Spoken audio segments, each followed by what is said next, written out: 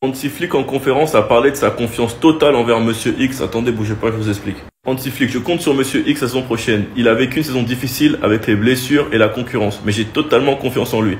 De toute façon, Monsieur X sait très bien, il l'a toujours dit, sa plus grande force c'est qu'il est le seul profil physique dans son genre. Donc il sait très bien que ça en est une force et que ce type de défenseurs peuvent t'aider pendant un match. Et il a aussi ses défauts, manque de lucidité par moment, nulle balle au pied et un ego surdimensionné. C'est-à-dire que pour lui, avec sa force physique, il est persuadé de pouvoir stopper tout le monde en jouant uniquement l'homme et non pas le ballon. Il cherchera plus à faire reculer son opposition plutôt qu'à lui chipper le ballon intelligemment.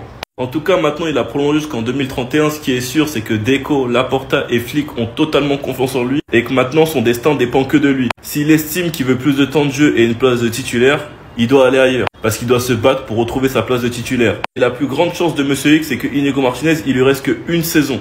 Qu'il est vieux, donc il pourrait lui prendre sa place cette année. Mais il y aura quand même de la concurrence entre Christensen et Eric Garcia. En tout cas, personnellement, j'ai hâte. Et même si je ne m'attends à rien, j'espère qu'il va pas me décevoir 3 saisons de suite. Parce que là, personnellement, je vais plus me retenir sur lui. Sinon, vous les gars, vous en pensez quoi? Ramenez sur Snap, on s'ennuie. Bon bah, c'est clairement officiel pour Ansu Fati. Sa prochaine destination, ce sera Monaco. Attendez, bougez pas, je vous explique. Je vous mens pas les gars, comment je suis dégoûté. Vous connaissez mon amour pour Ansu Fati. L'AS Monaco a trouvé un accord avec Ansu Fati. Les négociations sont en cours pour un prêt avec option d'achat plus clause de revente pour Barcelone. Tweeté par Fabrizio Romano. L'AS Monaco et le FC Barcelone sont en négociation avancée concernant Ansu Fati. Les deux clubs souhaitent finaliser l'accord rapidement. Le joueur a déjà donné son accord pour rejoindre l'AS Monaco. Et ce qui est sorti il y a quelques jours, le journal ABC a publié un article sur les fêtes nocturnes concernant Ansu Fati dans son logement. Ce qui a dérangé les voisins, les dirigeants de Monaco ont lu l'article puis ont contacté Barcelone, ce qui a provoqué la colère du club. Reste à voir si c'est vrai ou si c'est des rumeurs. Qui dit départ d'Ansu Fati, même si en prêt, est égal à Lamine Yamal qui va prendre le numéro 10 l'année prochaine. Il n'y a plus de mystère, il n'y a plus de secret. De toute façon, fallait s'y attendre avec le je t'aime de Gavi pour Ansu Fati. En story Insta, fallait comprendre, ça puait.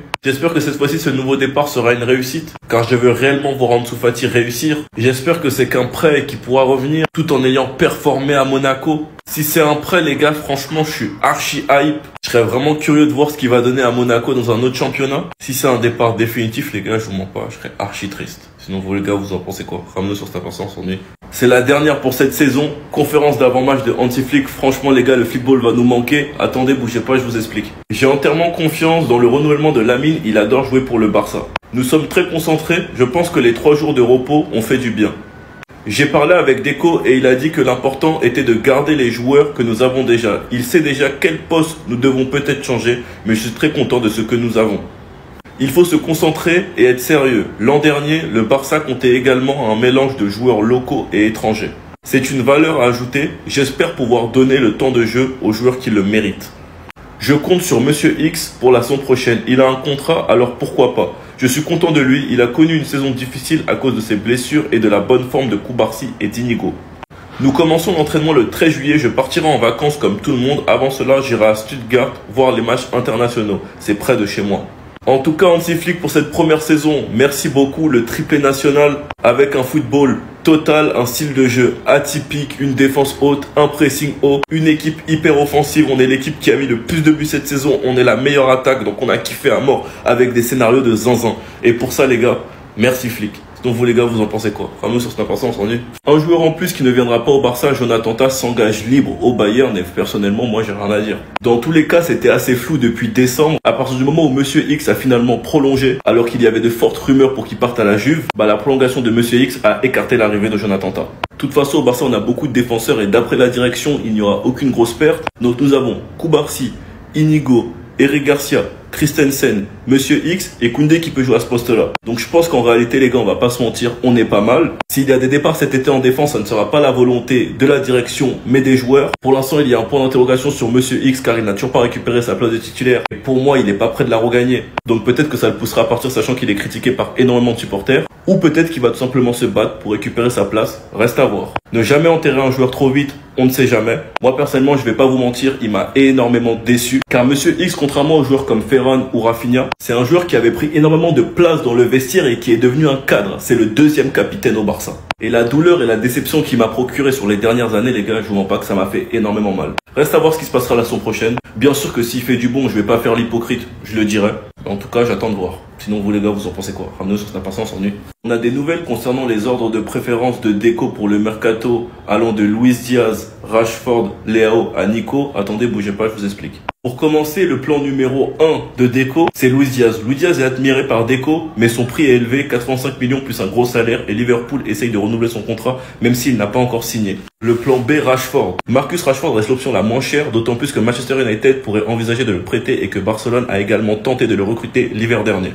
L'option C, Leao. Rafael Leao n'est plus une option privilégiée pour Barcelone malgré l'intérêt antérieur de Laporta pour lui, en raison de ses récents problèmes avec Milan et du manque de conviction de Deco en lui. Et D, Nico Williams n'est plus dans les plans du club, surtout après avoir ignoré l'offre de l'été dernier et maintenant le Real Madrid est la destination la plus proche pour lui.